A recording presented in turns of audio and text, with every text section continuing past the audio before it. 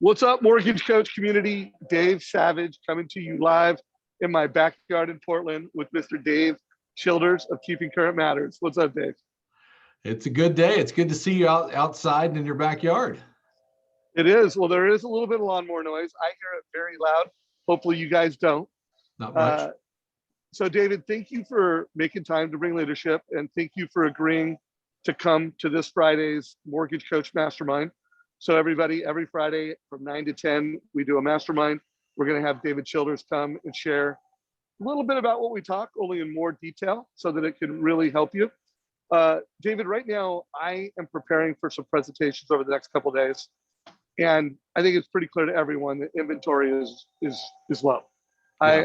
I would like to get some stats with just how low is it in contrast to past years. And then, I'm hearing questions like, hey, what's spring home buying season going to look like? We know refis are down 50%. What impact is this going to have on this spring? And then we're even hearing people like, hey, is this going to be another real estate bubble like 2006 or 2008? Yeah. Sure. And so if you could just give me some notes, some stats, some facts, some things that help me net it out over the next couple of days. Yeah, I think, Dave, I think it's the two of the biggest questions right now in our business. First one is, when are more homes going to come on the market? And the other is, hey, this feels a lot like the last time, maybe not 2008, but maybe 2005 or 6. And our research team has done a lot of information to look at those two times. Well, let's talk about inventory first. So let me give you a couple of things here around that I'll share. First, coming from Realtor.com, it says this: nationally, inventory of homes for sale in February decreased by 48.6% over the past year, a higher rate of decline compared to 42.6% drop in January. This has amounted to, you see it there, 496,000, almost 500,000 fewer homes for sale compared to February of this time last year. So, Dave, this issue right now is there just aren't enough homes on the market for the number of people that want to buy them. Now, I will say this, when we started the year off last year, January and February, two of the best months in 2020 than we'd seen in the real estate market in the last 10 years. And where we sit today, having come out of January and February, we're ahead of those 2 months in the number of deals, the number of purchases. The only thing we're lagging in is inventory.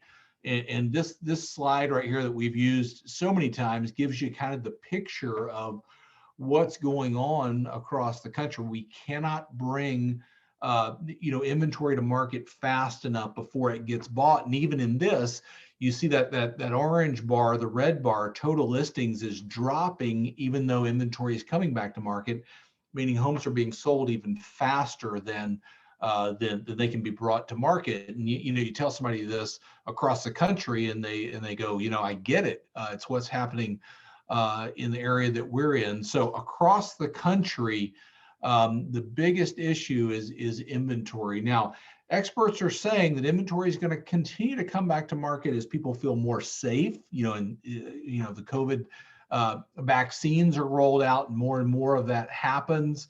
You're also going to see people that maybe put off a decision for one reason or another last year, put their homes on the market. We know people will be affected by forbearance. They'll put their homes on the market. Builders are building more and more homes today, and they'll bring those to market here as we go throughout the year. But across the country right here, I just showed this map, shows you just how dire the situation is. Most of the country in this kind of darker red area, down anywhere from 45 to 60% year over year in available listings. But I'll tell you the quick story here. Were you going to say something? No, other than you netted it out. I mean, what I think everybody sees is validated from the metrics. Yeah.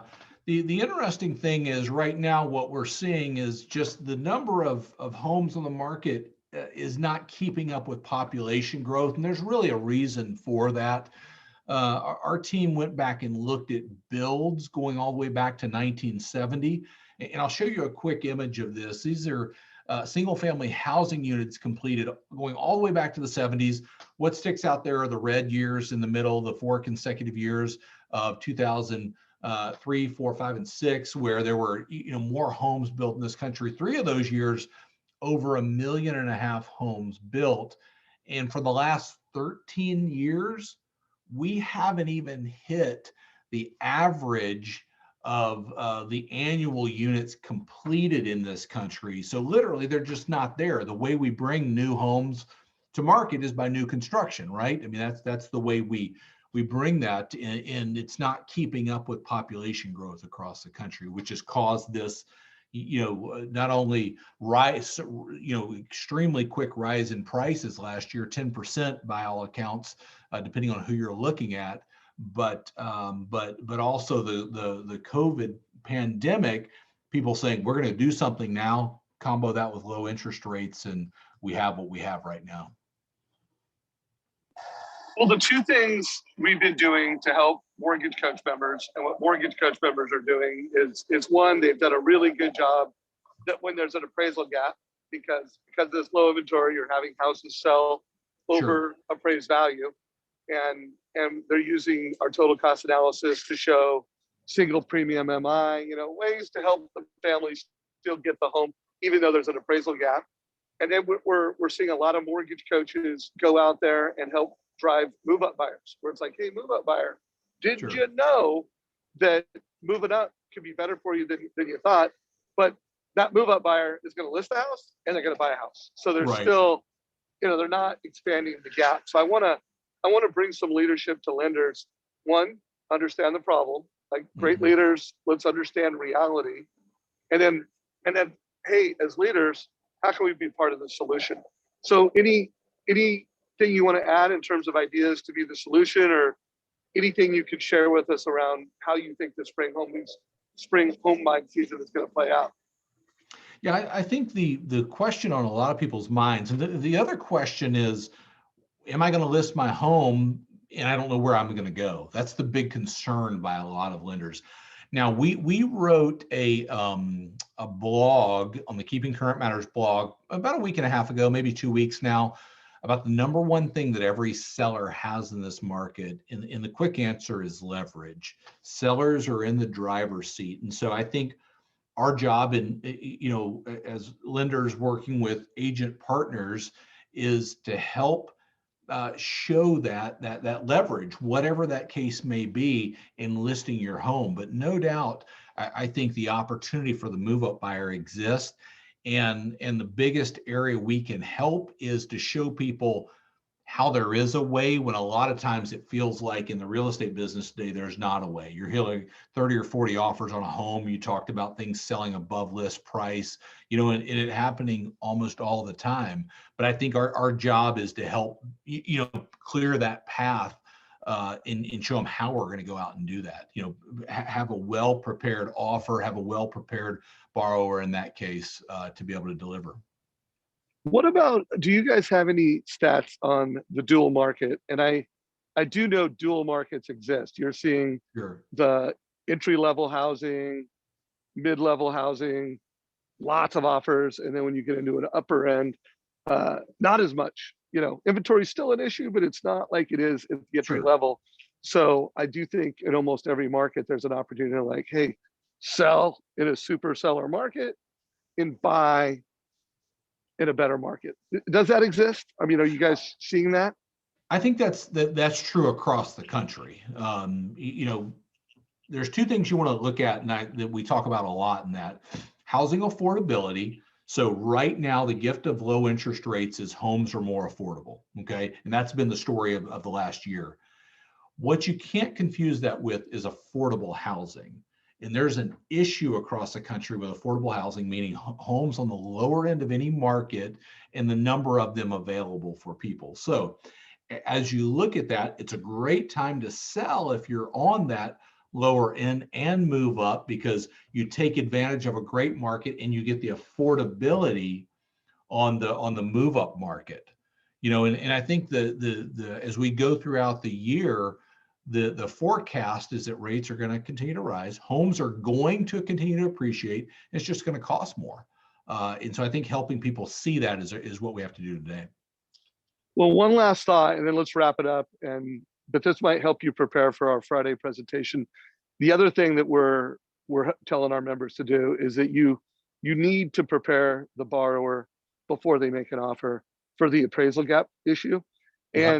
And with first time home buyers, we're saying that's never been more important. You need to do a rep versus own so that Sure. that consumer understands, their personal opportunity, so that when they come to the realtor, they're ready. They know what it means to get this house, and they're prepared to make the offer they need to get the home.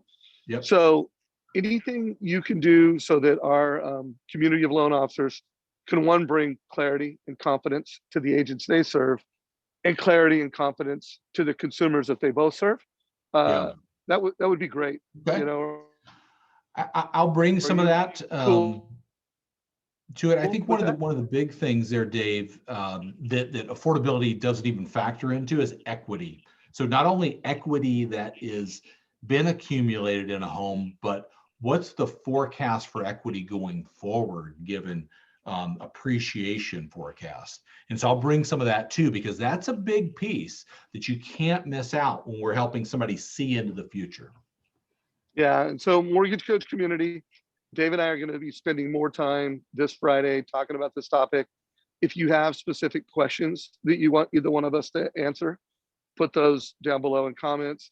If you have specific slides that you want us to cover, bring that. And then again, everybody, I don't need to say it, but we're at Mortgage Coach, we're just massive fans of Keeping Current Matters.